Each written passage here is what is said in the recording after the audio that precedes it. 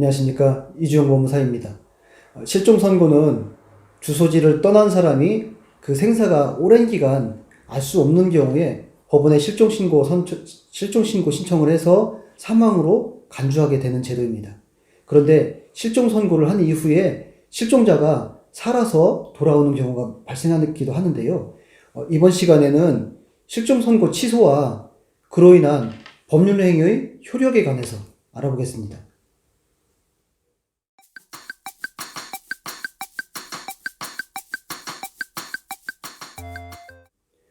실종 선고 취소는 누가 신청할 수가 있을까요? 실종 선고 취소는 살아서 돌아온 본인이나 또 이해관계인 또는 검사가 신청을 할 수가 있습니다. 실종 선고 취소는 그러면 어느 법원에 제기해야 할까요? 실종 선고 취소를 할 수 있는 관할 법원은요, 사건 본인의 주소지 관할 법원에 제기를 해야 합니다. 만일에 사망 간주일과 또 다른 일자에 사망한 사실을 이유로 신청하는 경우에는 그 사건 본인의 최후 주소지가 관할이 되겠죠. 실종 선고가 되면은 어떤 효과가 있을까요?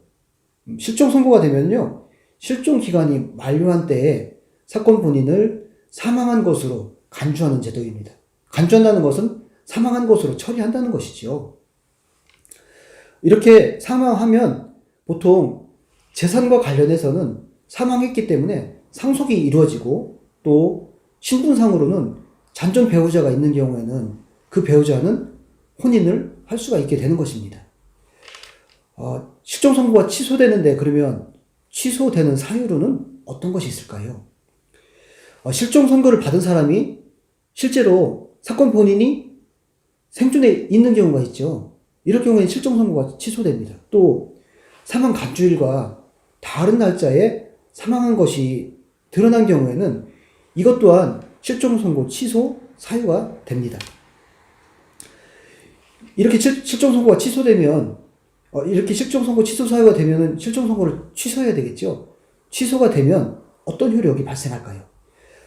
취소가 되면요, 실종 선고 효과가 소급적으로 올라가서 상실이 됩니다.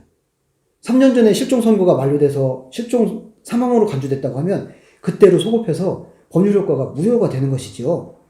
이렇게 사망일로 올라가서 그 소급적으로 상실이 되면서 상속이나 혼인 해소의 효과가 무효가 되는 것이 원칙입니다. 다만 실종 선고 후에 그 취소 전에 선의로 한 행위들이 있는데 그 선의로 한 행위에 대해서는 영향을 미치지가 않습니다. 구체적으로 혼인 행위 같은 경우는요, 혼인을 한 당사자가 후혼을 한 당사자 쌍방이 선의라면은 전후는 부활하지 않고 그대로 유효하게 됩니다. 바꾸어 말하면은 후혼의 당사자 일방이 또는 쌍방이 악의라면은 전혼이 부활해서 나중에 한 혼인, 그러니까 후혼이죠. 후혼이 중혼이 됩니다. 이때는 생환자가 배우자에게 재판상 이혼을 청구할 수가 있겠죠. 실종 선고가 됐는데 사실은 혼인을 해서 법률관계를 유지하고 있는데 선의라면은 아무 문제가 없는 것이죠. 악의라면 이렇게 후혼이 중혼이 돼서 법률적으로 소송을 제기하든지 그 혼인관계를 하나를 정리해야 되는 것이죠.